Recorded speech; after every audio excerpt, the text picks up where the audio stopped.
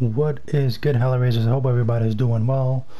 In today's video, we'll be talking about the top 5 weapons to use when you're playing Battle Royale on Rebirth Island. Now you have to keep in mind that the weapons do not perform the same, whether it be in Verdansk or Rebirth Island, and whether it be in Battle Royale or Plunder. I don't know why, but I've realized it and I've tested out a bunch of guns. Me and a few friends of mine, we've all came to the conclusion that the guns do not perform the same on each game mode. If you guys are interested in the guns that are great in the Plunder or BR Verdansk, please let me know in the comment section below. This video will be concentrating on Battle Royale Rebirth Island, since that's what I play the most. Alright, so we're going to be looking at the top 5 guns. The first one is the Bullfrog. Now the Bullfrog has been strong for the past few seasons now, and it's always a reliable gun to get at, whether it be at short range, medium range, or long range. This is surprisingly stable at long range. Now I'm going to give you guys also the attachments that I personally use. Of course, you might have other preferences, but this is what has worked for me. Right now I'm clocking on around 600 to 700 wins in Battle Royale BR, sorry, and Battle Royale Verdansk. I don't really play that, so I don't really have many wins, but I do play Plunder a lot. I have around 1,500 wins in Plunder. So yes, I do know my way around guns, and I do know that there's a major difference. For example, the Bullfrog is great for the Rebirth Island, but for Verdansk it is not really a top-notch weapon. At least it could be, but you have to change the configuration. Some guns are good in both, but others are only good in one. The first weapon, without further ado, is the Bullfrog. Looking at the attachments, what I usually go with is, of course, always 5 attachments. I don't see why anybody would use less than 5 attachments. The first one is a GRU suppressor. You have to use a suppressor, whether it be in Plunder, Battle Royale, even Verdansk or Rebirth. Suppressor is major key. The barrel is the 7.4 Task Force. You do need that range and that extra damage for a submachine gun. I do have, usually with this class, I do run an AR, as you will see in a bit, but I still do need that long range in case you're in the final circle and you really need that extra ammo or that extra time instead of reloading. I do not go with an optic because the Bullfrog's optic is pretty good, the iron sight. As far as stocks, I stick with the no stock for the Bullfrog to give me additional mobility. This is quite important for me, since I usually, when I rush with the Bullfrog, and I like to have the advantage when it comes to mobility and control. As far as ammunition goes, my aim is not that good, but even those guys who have good aim and they're playing Rebirth, as everything is so close combat, you do need a lot of ammunition. Even if your accuracy is good, as I mentioned earlier, you will have plenty of people on you as soon as you down one guy, so you do need that extra mags. 85 round mag, if there was more I would put more, but 85 is the maximum.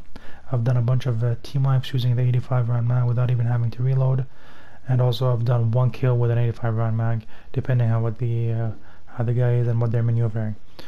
And of course I'm playing with the Spetsnaz grip under barrel. That is quite important for the mobility side.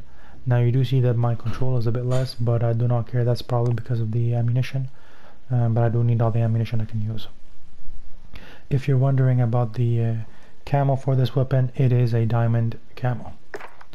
Now the second weapon we're gonna look at is the Farah. The Farah has been a pretty solid weapon throughout the seasons. We got him better in season 4, season 5 it was nerfed a bit, but it still remains pretty solid. Now this is the gun that is good on Rebirth, but also good in Verdansk. So if you're looking for a versatile weapon or class, don't forget to use the Farah. For the Farah, again, you need the GRU suppressor for the muzzle. The 18.7 Spetsnaz RPK barrel is going to give you an additional range and damage. The axial arms 3 times, because that's the best optics for the Cold War guns. The stock is a no stock because I need that extra mobility. Again, you can, since I'm playing with I'm using it with a submachine gun, you can go about using another stock. But for me, even when I don't use the submachine gun, sometimes I like to maneuver my way around people, so I do need the no stock for that extra mobility. Now the VDV 60 round fast mag is what I'm using right now. I do need a lot of bullets, as I mentioned earlier. This does remove a lot of mobility on the gun, which is why the no stock kind of counters it, but you can see that even with that you do have less mobility and less accuracy, but it's all good. As long as you have the damage and range, you can shoot people down even faster than snipers. Moving on to the third weapon is one that I first didn't really like, but it grew on me, the Milano. Now the Milano, what's good with the Milano is that it is very stable, especially at long range. Now a lot of people use this Milano in different setups. I like to use this setup. I've tried 3 or 4 setups with the Milano, but this one seems to work the best. The muzzle, you need the AGC suppressor. The barrel, the 10.6 task force, which does increase the range and the damage. Then is the question of the optics. Now the optics, a lot of people like to use it 3 times, but since I'm rocking this with a sniper, I'm assuming that my sniper can also do mid-range to long range, and this one can take care of short range and mid-range and tiny bit of long range too, because it's pretty solid. So I wouldn't want to use a 3 times scope, especially if I'm playing with a sniper, because when people come around me, I don't have a laser for that hip fire. So I do need something that's not too magnifiable in order to kill people.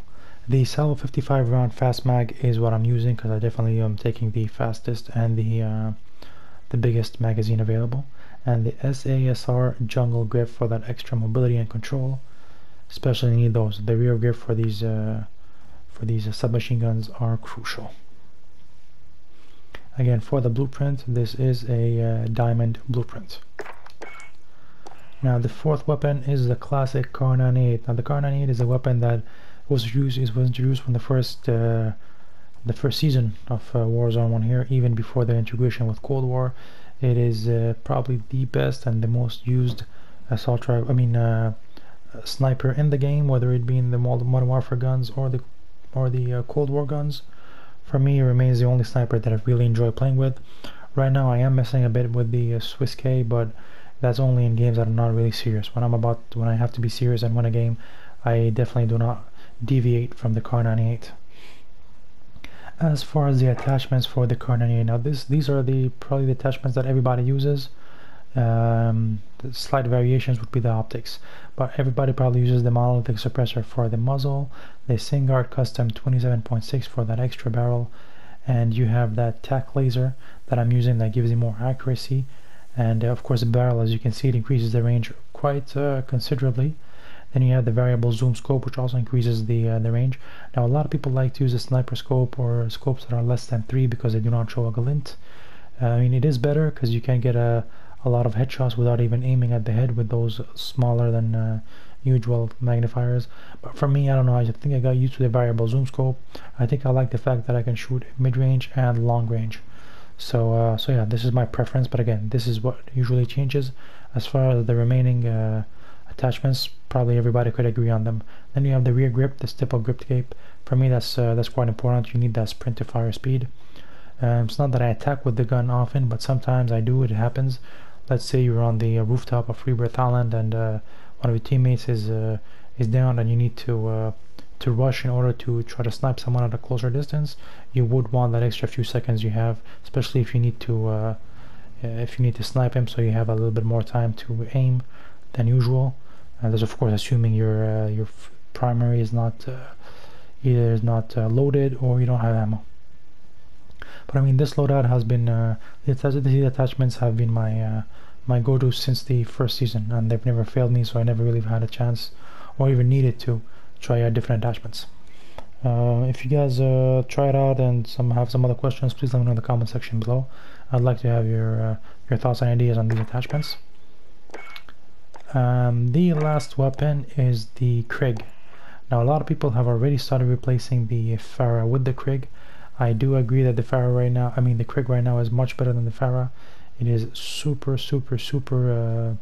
precise, no recoil whatsoever. If you want to see just footage of how strong and reliable it is, just watch the video I posted a few days ago. I had a win where I think the title is that everybody the game was just too perfect. Everything that I expected the enemies to do, they did it, and it was just perfect, man. The gun would not move. I mean, you aimed at somebody, it did not move, no recoil.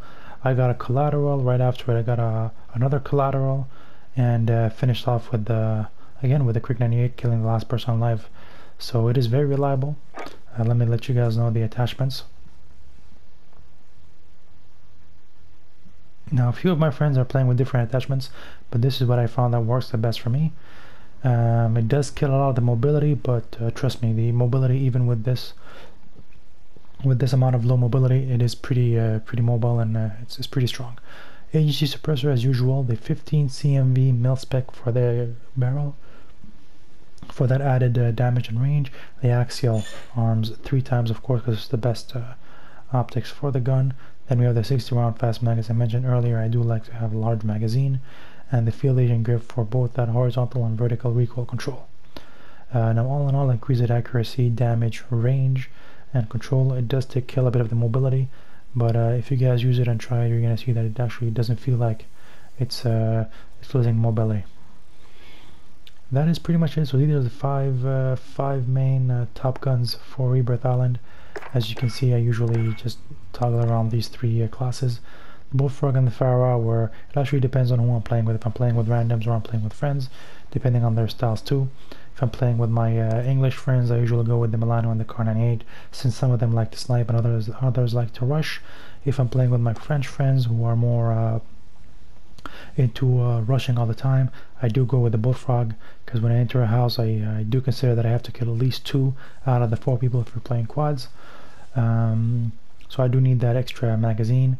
Farah 2 is pretty mobile, in case I have to switch and don't have time to reload. So it's pretty different. Right now I'm just messing about with the CX, because a few days ago I had a game and I got 10 kills, I believe, 10 kills just with the CX. The remainings I got with the Krig, sorry. But the CX was pretty solid, so I decided to give it back a try, even though it is the only Modern Warfare gun, no, aside from the Kar 98, but it's the only SMG from the Modern Warfare that is still strong in performance, and of course the Krig. All the remaining loadouts I have are for different game modes, such as as you can see, payload and some ghost classes. But yeah, pretty much these. Even if here I would remove the Farah and replace it with the Krig, so I'd probably toggle between these 2. Either a close range and mid range, or a close range and long range. That's pretty much it. If you have any other questions regarding any other guns or attachments, or if you're playing with a gun you want to know how to level it up, or the best attachments for a single gun, or the gun of the time right now, please let me know in the comment section below. I will get back to you as quick as possible. I do like to experiment with a lot of guns, and even the special guns, nail guns, crossbows. I like to unlock everything, level up everything, and experiment with everything. So I do have pretty much an idea of the best attachment loadouts for every single gun. So if you need that information, just don't hesitate to let me know in the comment section below. Alright guys, until next time, take it easy and have fun.